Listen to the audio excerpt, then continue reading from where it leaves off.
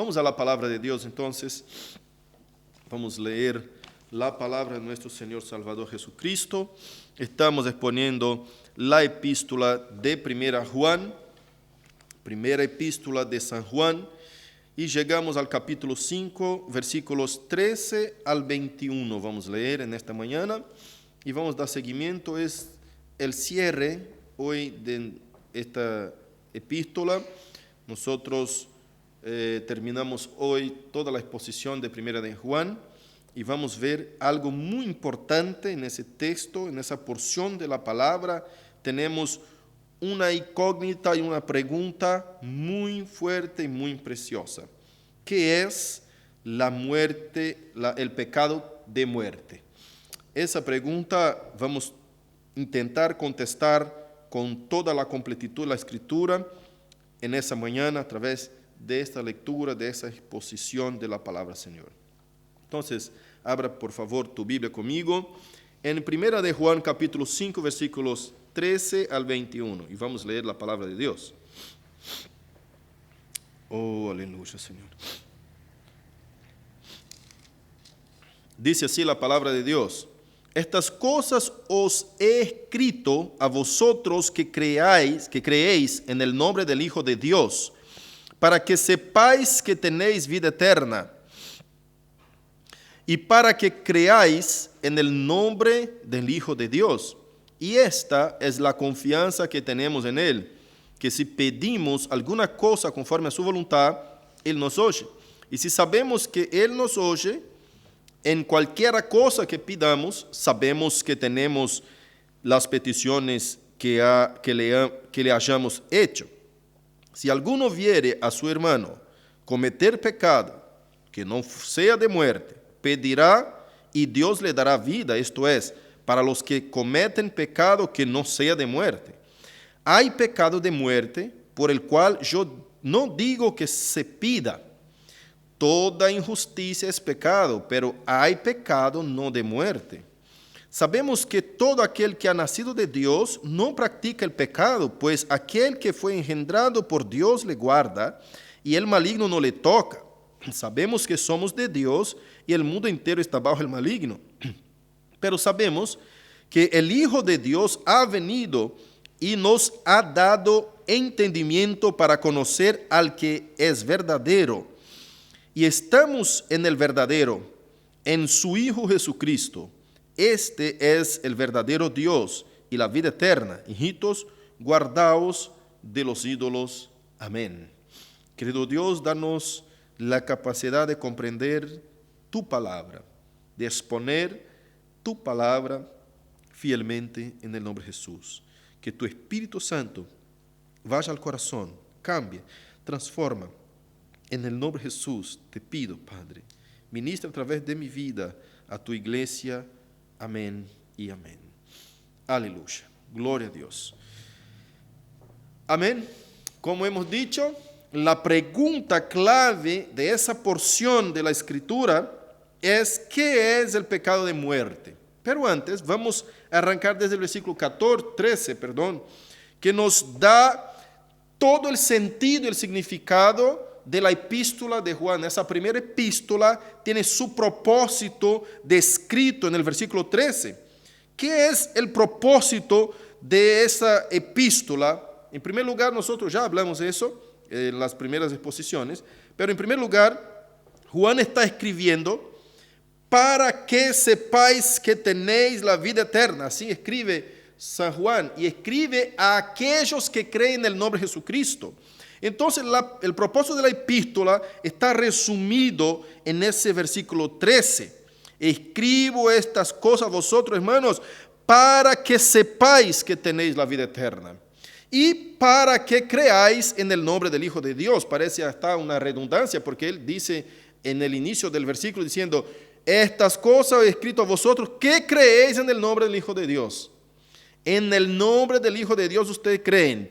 Entonces yo escribo para que tenga la certeza de su salvación, para que sepáis que tenéis vida eterna. Ustedes no tienen que estar confundidos pensando que la vida eterna no está con ustedes. Ustedes que creen en el nombre de Jesucristo tenga la convicción, la certeza de que son salvos en Cristo Jesús. Y la redundancia está acá. Y para que creáis en el nombre del Hijo de Dios. Es decir, él dice, escribo a ustedes que creen en el nombre del Hijo de Dios para que tenga la certeza de salvación y que reafirma. Parece una redundancia, pero no es una reafirmación griega.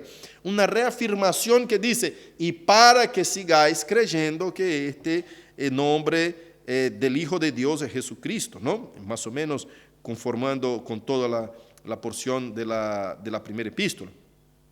Y el versículo 14 dice, y esta es la confianza que tenemos en Él, que si pedimos alguna cosa conforme a su voluntad. Acá hay algo del versículo 14 al 15, algo muy importante. Juan está diciendo a toda la iglesia, mira, en primer lugar, ustedes tienen que estar convictos, tener la certeza de que son salvados y que tienen la vida eterna en Cristo Jesús, porque ustedes creen en el nombre del Hijo de Dios, que Él defiende toda la cristología de Jesús, diciendo que Jesús, el hombre, es también el Cristo, que es el mismo Dios.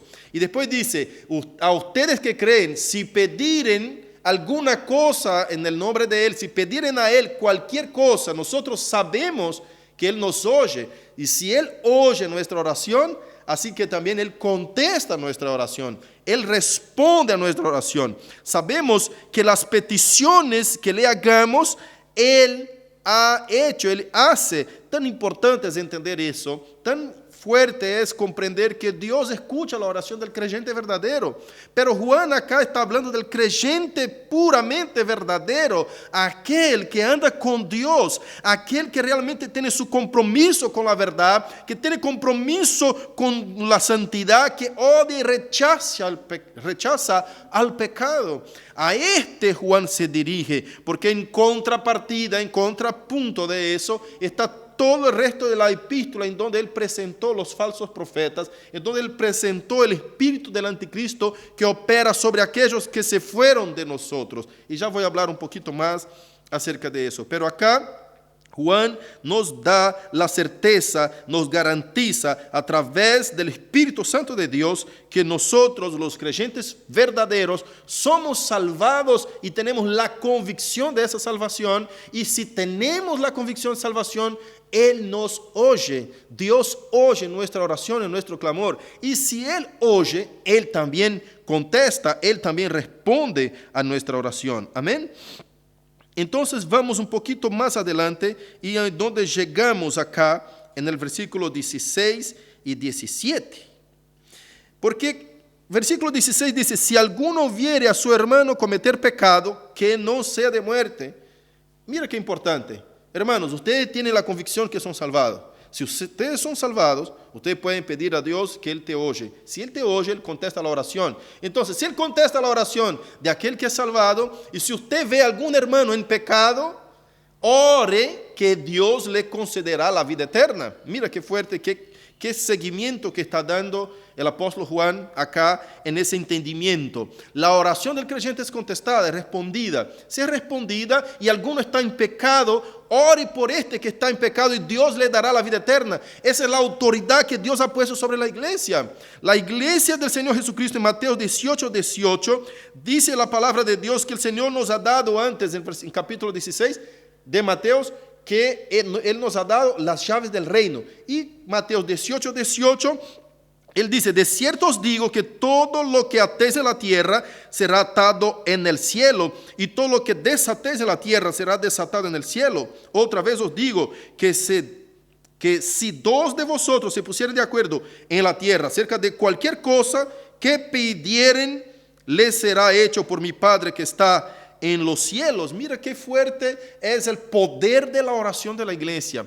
Como Dios ha dado y ha entregado a la iglesia las llaves de la entrada en el reino de los cielos. ¿Por qué la llave de la entrada en el reino de los cielos? Porque dice Romanos 10:17 que la fe viene por el oír y el oír viene por la predicación. Por el oír viene por la palabra o predicación de la palabra de Dios. Es decir, la iglesia es la única que predica fielmente la palabra de Dios, que es la llave. El evangelio es la llave para el ingreso en el reino. Así que cuando nosotros estamos de acuerdo en oración por alguien que está en pecado, por un impío, Dios escucha la oración y contesta. Ahora, tiene algo precioso en ese versículo, porque algo que a veces pasamos por alto y no notamos. Él dice así: aquel que pide alguna cosa conforme a su voluntad, Él nos oye.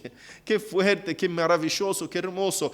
Aquel que es nacido de nuevo, con seguridad, hermanos, va a pedir aquello que es conforme a la voluntad de Dios, porque así nos ha enseñado el Señor Jesucristo a orar. Oramos siempre pidiendo a Dios algo que es conforme a su voluntad, porque aunque exponemos nuestro corazón con todas las peticiones y deseos que tenemos en nuestro corazón, al final de nuestra oración debemos decir, como Jesús nos enseñó en el Padre Nuestro: oh Dios, que sea hecha tu voluntad y no la nuestra. Hágase tu voluntad, así en la tierra como en el cielo. Y así como Jesús ha orado en Getsemaní, ¿no? Padre, si posible, pasa de mí esa copa sin que yo la tome, pero que sea hecha su voluntad y no la mía. Toda oración del creyente verdadero debe buscar al final de su término, al final debemos buscar la voluntad de Dios. Por eso el corazón del creyente, el corazón de aquel que es fiel a su palabra, aquel que ama a Dios verdaderamente, él está buscando siempre la voluntad de Dios. Por eso que la muerte del justo es un gozo, es tristeza en la carne, es tristeza en este mundo, porque sentimos la falta, la ausencia de la persona, pero es un gozo en Cristo, porque sabemos que esta persona está con nuestro Señor. El Señor hizo su voluntad, Él ha cumplido su voluntad en la vida de esa persona que ha partido. Así que, hermanos, nosotros conocemos la voluntad de Dios, amamos la voluntad de Dios, aunque algunos momentos de la vida no comprendamos totalmente su voluntad, aunque delante de problemas y procesos que a veces pasamos en ese mundo, en esa tierra, nosotros podemos estar medio sin entender lo que Dios está haciendo. Pero, hermanos, no llegamos al final de la historia. Dios gobierna y ve del inicio al fin. Nosotros vemos un pedacito, un foquito de luz acá en ese mundo tenebroso. No vemos el todo completo, pero Dios sí conoce todo el fin de la historia, conoce la completitud de todo lo que está haciendo, y su obra es preciosa, perfecta, maravillosa y plena y sublime. Así que sin duda, amada iglesia, en nombre de Jesucristo, la voluntad de Dios es la mejor, y todo lo que Dios hace es bueno, y todo está bajo su control. No piense que en ese tiempo de pandemia Dios tiene su mano, su espalda virada, dada vuelta. No piense que Dios está mirando hacia algunos que están sufriendo y no está haciendo nada. Queridos, Dios está trabajando a través de esa pandemia. Algunos están volviendo sus rodillas al piso y reconociendo a su Señor y Salvador. Algunos están cada vez más blasfemando. A aquellos que no aman al Señor verdaderamente, blasfema aún más de sus obras. Así que Dios tiene bajo control todo, y lo que mejor podemos pedir a Dios es que Él cumpla su voluntad, tanto en ese tiempo que estamos viviendo, tanto en momentos que no comprendemos, tanto en problemas que estamos pasando. Debemos decir: Señor, que tu voluntad sea cumplida. Cuando enfrentamos un problema, amada iglesia, debemos siempre pensar y preguntar no por qué está pasando, sino que para qué. ¿Para qué, Señor? ¿Qué es lo que tú quieres que yo aprenda? ¿Cómo tú quieres aplicar esa enseñanza en mi vida, Señor? De cómo voy a salir de ese problema más crecido, más formado por ti, mejor aprendido. ¿Cómo, Señor? Enséñame, ayúdeme a comprender por qué estoy pasando por ese o aquel problema. Así que la voluntad de Dios es siempre lo mejor, y que nosotros, cada uno de nosotros, debemos incluir eso en nuestra oración siempre antes de terminar nuestra oración, para además de expresar todo lo que está en nuestro adentro, también debemos decir: Señor, pero haga tu voluntad, hágase tu voluntad. Amén. Versículo 17 sigue con lo que Juan continúa con su raciocinio diciendo: si alguno de los hermanos ha pecado, si alguno entre ustedes, o si alguna persona en el mundo ha pecado, vive en la práctica de la injusticia, porque toda injusticia, mire el versículo 17, es pecado, pero hay pecado no de muerte. Si alguno ha pecado, ore, que Dios le dará vida. Versículo 16. Esto es para los que cometen pecado que no sea de muerte. Mira eso. Ahora viene y nos explica que no por todos debemos orar. Debemos orar por aquel que no ha practicado el pecado de muerte. Y seguimos con los versículos. Dice 18, porque ya leímos 17. Sabemos que todo aquel que ha nacido de Dios no practica el pecado, pues aquel que fue engendrado por Dios le guarda y el maligno no le toca. Acá viene cerrando su raciocinio, pero yo quiero seguir y dar una pausa acá con una pregunta. ¿Qué es el pecado de muerte? ¿Usted sabría decirme qué significa y qué representa ese texto? ¿Qué significa ese texto? ¿Qué quiere decir Juan cuando habla que no debemos orar por aquel que ha cometido pecado de muerte? En primer lugar, te quiero decir que el único pecado que no debemos orar, que no puede ser perdonado, es el pecado en contra del Espíritu Santo, en el sentido de blasfemia contra el Espíritu Santo. Es decir, Jesús ha dicho que todos los pecados y todas las blasfemias del hombre pueden ser perdonados. El único pecado que no debemos orar para que Dios perdone es aquel pecado imperdonable. El pecado imperdonable es la blasfemia contra el Espíritu Santo. Pero te quiero llevar a mostrar algunos puntos, o a lo mejor 6 puntos, de pecados presentados por la Biblia en contra del Espíritu Santo. Hay 6 pecados de formas diferentes en contra del Espíritu Santo. El primero es contristarlo, que está en Efesios 4:30, que dice así, voy a leer para que vos me acompañen. Y no contristéis al Espíritu Santo de Dios, con el cual fuiste sellados para el día de la redención. Ese es un pecado de contristar al Espíritu Santo, es un pecado en contra del Espíritu Santo. Pero simplemente contristamos al Espíritu Santo cuando pecamos. Es el hecho de contristar al Espíritu Santo es el hecho de pecar. Si pecamos, contristamos al Espíritu Santo, cualquier clase de pecado. Eso es lo que dice el texto de Efesios 4:30. Ese contristarlo es cometer alguna clase de pecado. Ahora, el segundo punto habla de apagar al Espíritu. Apagar al Espíritu Santo está en 1 Tesalonicenses 5:19. Dice así, versículo 19. Dice, no apaguéis al Espíritu, no menospreciéis a las profecías. Entonces, apagar al Espíritu es lo mismo que menospreciar o negligenciar sus obras, menospreciar la obra del Espíritu Santo y cómo Él actúa en nuestro medio. Cuando nosotros estamos haciendo eso, estamos apagando al Espíritu. Cuando estamos diciendo que el Espíritu Santo de Dios no actúa, no está trabajando y atribuimos las obras de Él a otras situaciones o una explicación científica, estamos menospreciando o a lo mejor apagando al Espíritu. En ese contexto es que Pablo nos expresa eso en 1 Tesalonicenses. Ahora, el tercer punto, el tercer pecado en contra del Espíritu Santo es resistir al Espíritu Santo. Resistir al Espíritu Santo está en Hechos 7:51. Y voy a leer para que usted me acompañe. Hechos 7:51 dice así: duros de cerviz y incircuncisos de corazón y de oídos, vosotros resistís siempre al Espíritu Santo, como vuestros padres, así también vosotros. Entonces acá nosotros vemos un registro de aquel que rechaza la voz del Espíritu Santo. Hebreos 3:15 también dice, si hoy escucháis la voz del Espíritu Santo, no endurezcáis vuestro corazón. Acá nosotros estamos viendo claramente que el tercer pecado en contra del Espíritu Santo es rechazar su voz, pero nosotros sabemos que todos en otro tiempo rechazamos la voz del Espíritu Santo. Todos nosotros hemos rechazado al Espíritu Santo, como rechazamos la gracia y rechazamos a Jesucristo mismo. Y aún los impíos que todavía no fueron alcanzados por la voz del Evangelio, todavía siguen rechazando a la voz del Espíritu Santo. Cuando la predicación de la palabra de Dios es predicada fielmente y usted escucha y el Espíritu habla en tu corazón y usted no se convierte o no obedece lo que Él te está mandando hacer,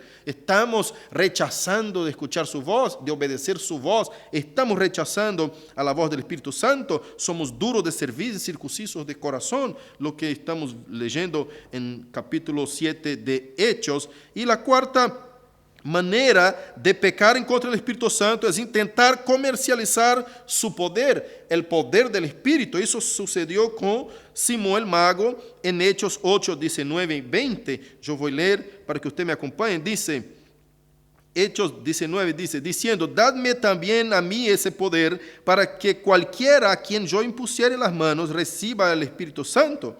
Entonces Pedro le dijo, tu dinero perezca contigo porque has pensado que el don de Dios se obtiene con dinero.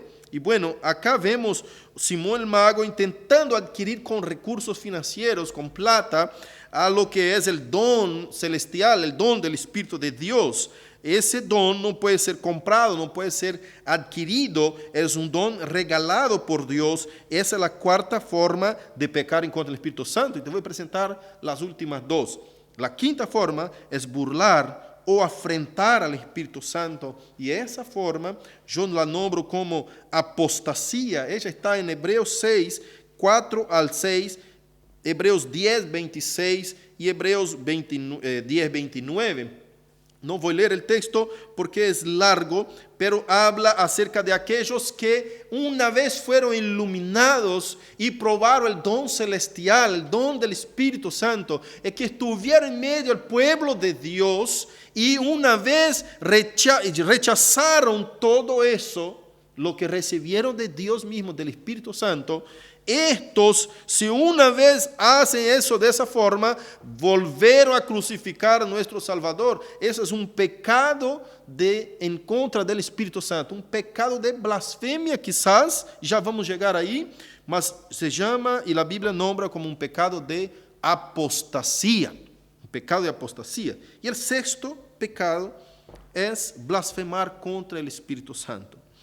Yo puedo resumir esta blasfemia contra el Espíritu Santo con aquellos que han pasado por todas esas etapas anteriores y siguen sin arrepentimiento.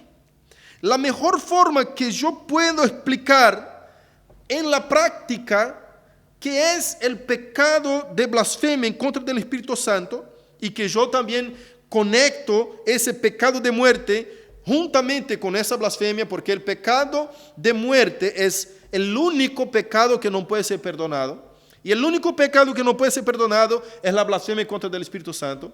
Y la blasfemia contra el Espíritu Santo sucedió en Mateos 12, 31 y 32. Y vamos a mirar el concepto y el contexto de que es blasfemar en contra del Espíritu Santo. Pero después que nosotros leemos ese texto, vamos a resumir y ustedes van a acompañar conmigo y van a notar que es un proceso que pasa una persona, porque la blasfemia contra el Espíritu Santo no puede ser simplemente negar a Cristo, porque todos nosotros hemos negado a Cristo, pero no hemos blasfemado contra el Espíritu Santo, fuimos todavía perdonados. No puede ser simplemente el adulterio, como algunas iglesias, y perdón, que de hecho son iglesias que se basan sobre esa doctrina de que el adulterio es la blasfemia contra el Espíritu Santo. Lástimamente tengo que apuntar ese punto.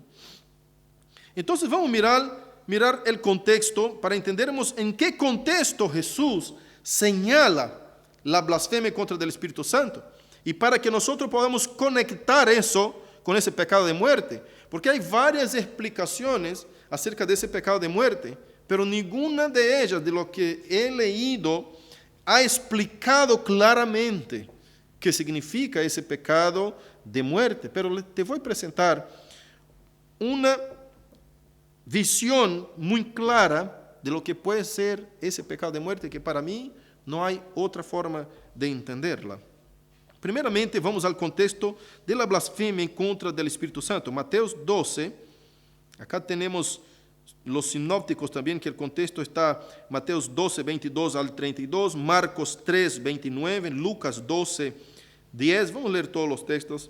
Dice así: Entonces fue traído a él un endemoniado ciego y mudo y le sanó, y él le sanó.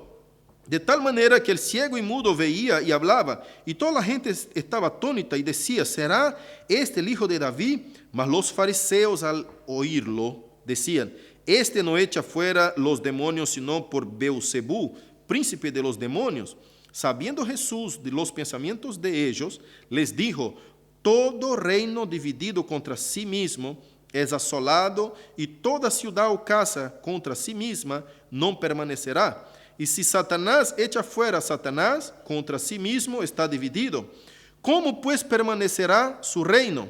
Y si yo echo fuera los demonios por Beelzebú, ¿por quién los echan vuestros hijos? Es decir, si ustedes dicen que yo estoy echando fuera los espíritus por el espíritu de Beelzebú, entonces ustedes, que significa tus hijos, sus hijos, es toda la generación de los profetas, ustedes están echando fuera, ¿por qué espíritu? ¿Cuál es el espíritu que están, con la autoridad de qué espíritu están ustedes echando fuera los demonios? Si yo echo por Beelzebú, ustedes echan por Beelzebú, ustedes echan por el Espíritu Santo. Y ahí ya trae un conflicto para los fariseos. Y él sigue. A ver el texto. Pero si yo, por el Espíritu de Dios, mira, ¿por quién echa fuera sus hijos? Por tanto, versículo 27, por tanto ellos serán vuestros jueces. Versículo 28 de Mateo. Pero si yo por el Espíritu de Dios echo fuera los demonios, ciertamente ha llegado a vosotros el Espíritu de Dios. Porque ¿cómo puede alguno entrar en la casa del hombre fuerte y saquear sus bienes si primero no le ata? Y entonces podrá saquear su casa. El que no es conmigo, contra mí es. Mira qué fuerte, qué impactante, qué impresionante contexto. Acá los fariseos están diciendo que Jesús está echando fuera los demonios por el espíritu de Beelzebú. Y Jesús empieza diciendo que todos los pecados pueden ser perdonados. Vamos a ver acá, versículo 31. Dice así, por tanto, os digo, todo pecado y blasfemia será perdonado a los hombres, mas la blasfemia contra el Espíritu no le será perdonada.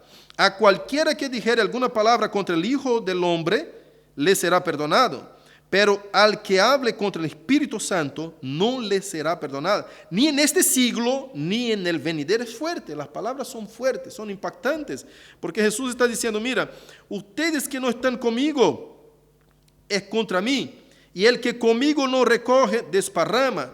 Y todo pecado o blasfemia que los hombres hablen en contra de mí, y contra de Cristo es contra de Cristo y del Padre, porque Él y el Padre son uno, puede ser perdonado a los hombres, pero la blasfemia en contra del Espíritu Santo, esa jamás podrá ser perdonada. Qué fuerte, qué impactante, qué impresionante que es eso, porque Jesús excluye todos los demás pecados y incluye apenas uno, la blasfemia en contra del Espíritu Santo. En contra de este pecado no hay perdón. Entonces, ¿bajo qué espíritu se echa fuera los demonios? Claro que es bajo el Espíritu Santo. Jesús fue irónico con ellos cuando dijo, si yo estoy echando fuera por el espíritu de Beelzebú, ¿ustedes por quién echan? Es una ironía cuando le pregunta, estoy echando fuera el espíritu demoníaco por el espíritu mismo de Dios. Ahora, ustedes quizás esté haciendo a través de lo que ustedes están acusando a mí. Jesús ha afirmado que ellos han blasfemado en contra del Espíritu Santo. ¿Será esa una pregunta? ¿Ha Jesús afirmado? El contexto muestra que Jesús está diciendo, demostrando a ellos que decir y atribuir la obra del Espíritu Santo a los demonios es una blasfemia en contra del Espíritu Santo. Ahora yo quiero llevarte a conexión con lo que llamamos de apostasía en la Biblia. ¿Qué es la apostasía? ¿Cómo está relacionado el pecado y la blasfemia en contra del Espíritu Santo con la apostasía, con el apóstata? Qué interesante, porque nosotros no sabemos explicar bien cómo ocurre la blasfemia del Espíritu, en contra del Espíritu Santo en la práctica. Muchas personas se acercaron a mí y preguntaron: pastor, ¿usted piensa que yo he blasfemado contra el Espíritu Santo? Yo estoy mal, pastor, yo no amo más a Dios, yo creo que he blasfemado contra el Espíritu Santo. ¿Qué dice usted? ¿Usted cree que yo he blasfemado contra el Espíritu Santo? Muchas personas me han preguntado eso. Yo digo, si usted está aquí haciendo esa pregunta a mí, preocupado con haber pecado o blasfemado en contra del Espíritu Santo, ya eso es obra del Espíritu Santo en tu corazón, y seguro, mi amado, tú no has blasfemado en contra del Espíritu Santo, porque todavía hay arrepentimiento en tu corazón. Aquel que ha blasfemado en contra del Espíritu Santo no tiene arrepentimiento en su corazón, no tiene condolencia, no tiene dolor, no tiene tristeza cuando comete un pecado. Es una persona que está totalmente entregada, como dice Romanos capítulo 1, entregada, con su mente reprobada, con su estado mental totalmente destruido, reprochando lo que es la justicia y la verdad de Dios, y amando únicamente al pecado y todo lo que el mundo le presenta. Pero yo quiero decirte qué significa apostasía. ¿Por qué quiero decirte eso? Porque Juan nos lleva a su contexto. Y el contexto de Juan, porque acá está culminando la epístola, está terminando la epístola Juan. Y Juan en su contexto está hablando de apóstatas. Él habla de falsos profetas, él habla de anticristos, y él habla de gente que ama al pecado y está bajo el maligno. Él está terminando su epístola, haciendo un referente de que estas personas de las cuales él ha describido en toda la epístola, recomienda que no ore más por ellas, porque estas personas han cometido el pecado de muerte. Y ahora te digo, y te quiero llevar a acompañar conmigo, por favor, para comprobar lo que recién dije. Acá en capítulo 2, versículo 18 de la misma epístola de Juan, él dice: hijitos, ya es el último tiempo, y según vosotros oísteis que el anticristo viene, y ahora han surgido muchos anticristos, por esto conocemos que es el último tiempo.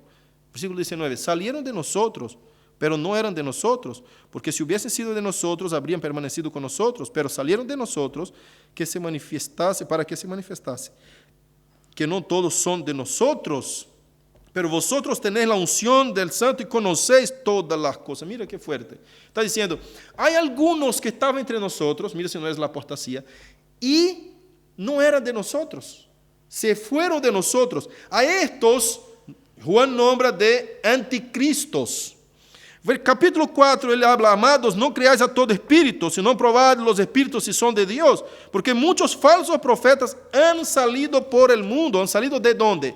De la iglesia misma, por el mundo. Versículo 3, y todo espíritu que no confiesa que Jesucristo ha venido en carne, no es de Dios, y este es el espíritu del anticristo, el cual vosotros habéis oído que viene y que ahora ya está en el mundo. Mira qué fuerte. Y aún todavía Juan nos habla en el capítulo 3, versículo 8 y 9. Capítulo 3, versículo 8 y 9, dice así: el que practica el pecado es del diablo, porque el diablo peca desde el principio.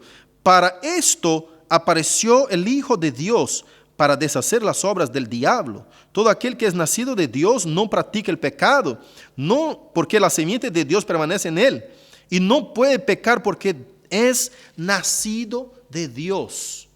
En la teología de la primera epístola de Juan, Juan explica que ese pecado de muerte es el pecado de aquellos que salieron de nosotros, pero no eran de nosotros. El pecado es el pecado de aquellos que se nombraron como anticristianos. Es decir, aquellos que Juan mismo nombra que ellos poseen el espíritu del anticristo, no el espíritu de Dios. Este pecado de muerte, Juan todavía nos demuestra en toda la epístola que son aquellos que aman cometer el pecado, que el pecado no le aflige, que el pecado no le duele. Está diciendo que ellos son aquellos que practican el pecado en capítulo 3, versículo 8. Entonces, en la teología de Juan, el resumen que ese pecado de muerte es de todos aquellos que él ha describido. Aquellos que son falsos profetas, falsos apóstoles, estos son los que pecaron el pecado de muerte. ¿Por qué? Y que eso tiene que ver con la apostasía. Escuche, la apostasía, te doy un resumen, no es aquel creyente que ha creído, que ha sido salvado, que ha confesado el nombre de Jesús de todo su corazón, que ha nacido de nuevo y se ha apartado de la fe. No, la apostasía no es de un excreyente, es decir, aquel que era salvo y perdió su salvación. No, porque la salvación no se pierde. Es imposible que una persona pierda su salvación una vez que es garantizada por el mismo Jesucristo, diciendo cuando dijo: aquel que cree en mí, aunque esté muerto, vivirá, y aquel que cree en mí, yo le resucitaré en el día postrero. Una garantía.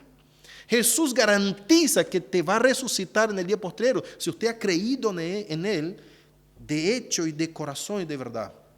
Entonces hay garantías en varios textos. Juan capítulo 3, cuando Jesús dice: no tenga miedo, no temáis, creed en mí, creed también en Padre. En la casa de mi Padre hay muchas moradas. Si no fuera así, yo nos hubiera dicho: voy a prepararos lugar, y cuando yo viniere, yo for y vos preparar lugar, vendré otra vez para llevarlos para mí mismo. Entonces Jesús está garantizando que va a venir, que va a llevar su pueblo, que va a garantizar su lugar eterno en su morada celestial. Así que no hay duda para el creyente. El creyente tiene la seguridad de que es salvo.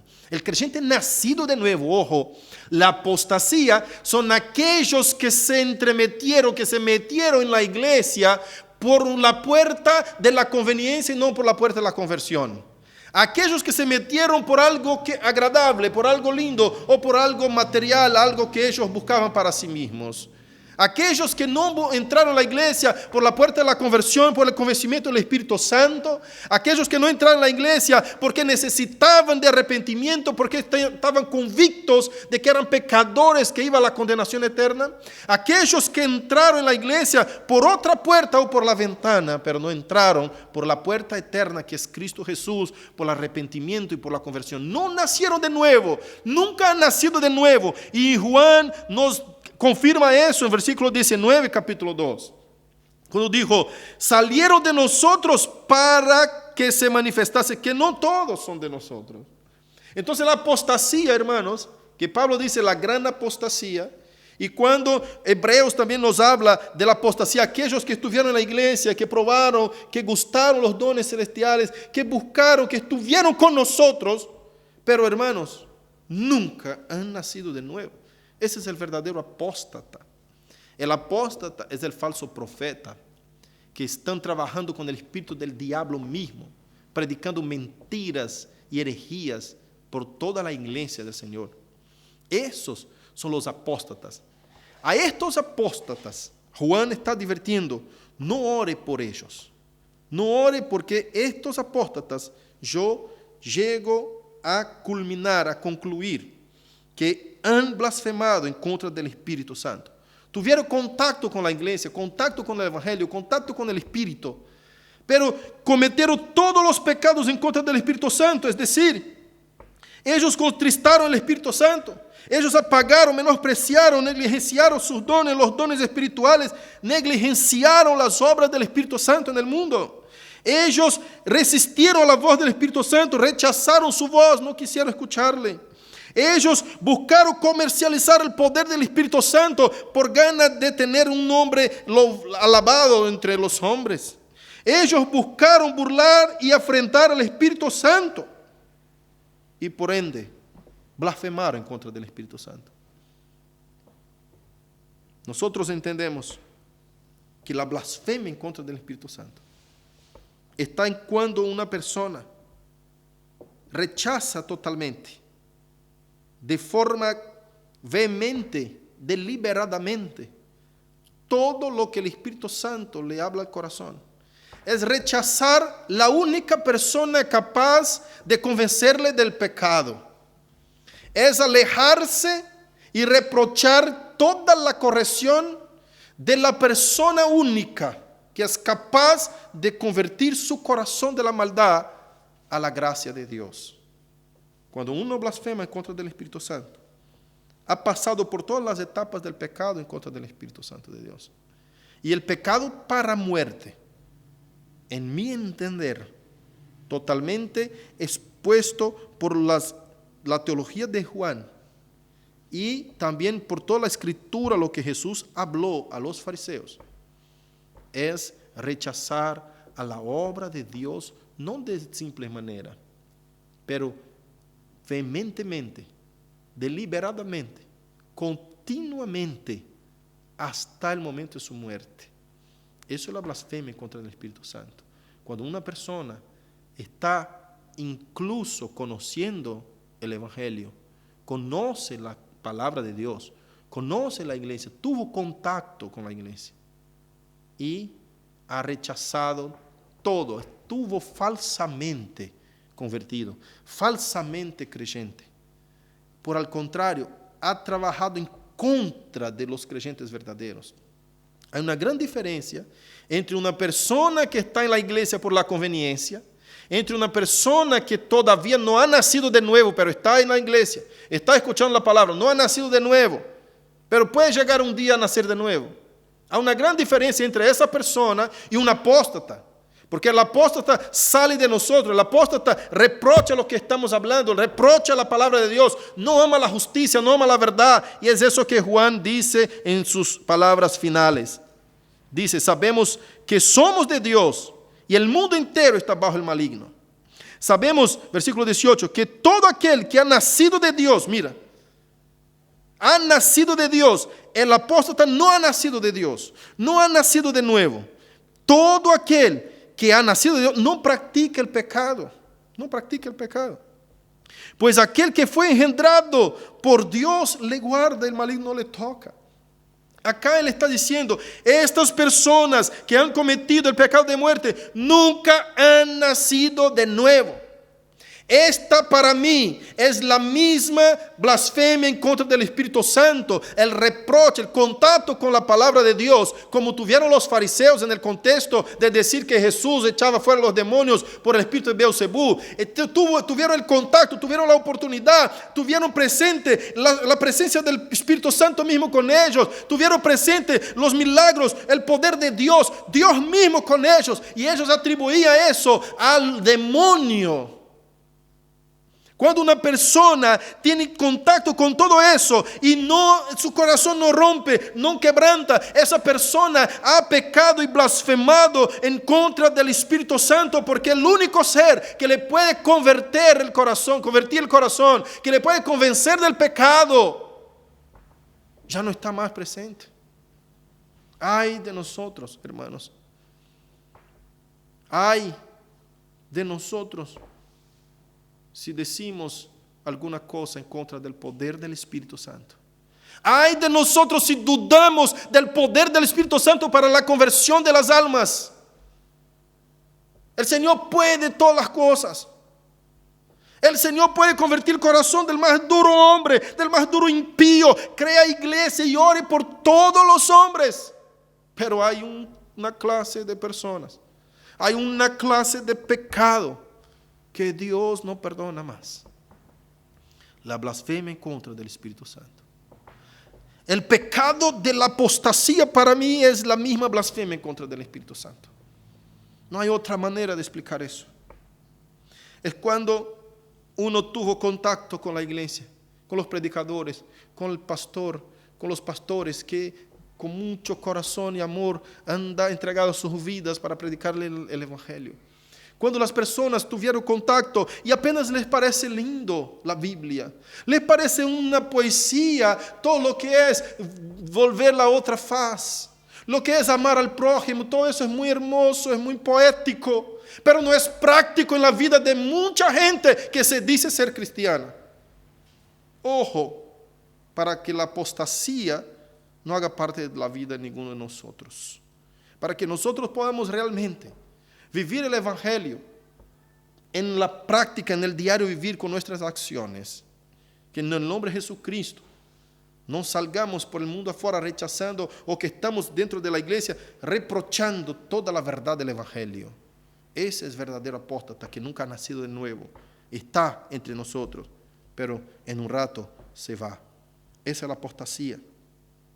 El apóstata, infelizmente, no ha nacido de nuevo jamás. Es un simpatizante de la palabra. Es familiarizado con la fe cristiana. Conoce la doctrina, pero nunca conoció verdaderamente a Jesucristo. No ha jamás nacido de nuevo. Juan termina su carta diciendo: pero sabemos que el Hijo de Dios ha venido y nos ha dado entendimiento para conocer al que es verdadero. Aleluya. Y estamos en el verdadero, en su Hijo Jesucristo. Este es el verdadero Dios y la vida eterna. Hijitos, guardaos de los ídolos. Iglesia, estamos en el verdadero. ¿Usted tiene duda que estamos en el verdadero? Quizás ya ha pasado por tu corazón como miembro de la iglesia. ¿Será que estamos en lo verdadero? Esa es la duda que tenía algunos cuando Juan escribió acá la carta. Porque estaban entre ellos algunos apóstatas, algunos blasfemadores en contra del Espíritu de Dios. Entonces, te pregunto en esa mañana, ¿hay duda en tu corazón que estamos en lo verdadero? En el nombre de Jesucristo, echa fuera toda duda, todo miedo. La carta de Juan fue escrita para que nosotros podamos tener convicción y certeza que somos salvados, que estamos en lo verdadero. No hay sombra de duda, no hay ninguna duda de eso. Jesús ha muerto por ti, te ha salvado. No tengas miedo, el Señor es contigo y te fortalece. Cuidado para no escuchar la voz de los falsos profetas. Escuche la voz de Dios, del Espíritu Santo. Si usted escucha la voz del falso profeta, estará reprochando la voz del Espíritu Santo. Escuche la voz de Dios. Escuche la palabra de Dios. Sea la palabra de Dios el juez máximo de tu vida. Juzgue todo por la Escritura. Haga como los bereanos. Siempre compruebe lo que está escrito con lo que está siendo dicho. Oremos y pedimos al Señor que su Espíritu esté con nosotros, confortándonos, fortaleciéndonos y ayudándonos y enseñándonos y corrigiéndonos, amonestándonos, convenciéndonos de nuestros errores y pecados en el nombre de Jesucristo, para la honra de su gloria, para la gloria de su nombre, para siempre. Cierre tus ojos, vamos a orar. Querido Dios, nessa manhã estou em tu presença, Padre, recomendando-te a igreja por todo o mundo, a igreja que me assiste nessa manhã. Oh Deus, que tu Espírito, Senhor, pueda ministrar o coração de cada siervo. Oh Deus, que não seamos ninguno de nós como la cizaña em meio ao trigo, que seamos creyentes verdadeiros e puros. Oh Deus, que tu gracia pueda fortalecer cada uno de tus siervos, para que podamos cumplir en este mundo, Señor, tu voluntad en palabras y en hechos, en obras. Que tú recibas, Señor, nuestra vida delante de tu presencia como una ofrenda, Señor. Una ofrenda entera, viva, entregada en tus manos, para que tú puedas usar como instrumento hoy y para siempre. Oh Dios, te alabamos, te agradecemos por esta reunión, en el nombre de Jesús. Amén. Amén. Amada iglesia, terminamos la primera epístola de Juan. El domingo siguiente vamos a estar estudiando la segunda epístola de Juan, que tiene un solo capítulo. Después la tercera epístola de Juan, que tiene también un solo capítulo. Así vamos a estar concluyendo las epístolas de Juan. Después vamos a pasar a las epístolas de Pedro. Amén. Que Dios te bendiga poderosamente, te pueda edificar, te fortalecer con esta palabra, que pueda aprender, que pueda guardar en tu corazón, que pueda eso ser un sello en tu corazón, para que pueda comprender y conocer, ser advertido de los falsos profetas, las falsas enseñanzas, de los falsos maestros y de aquellos que realmente están sirviendo a Dios, para que juntamente nosotros podamos adorarlo y llegarmos al cielo juntos y vernos juntamente con el Señor Jesucristo. Amén. Que Dios te bendiga en el nombre de Jesús. Amén y amén.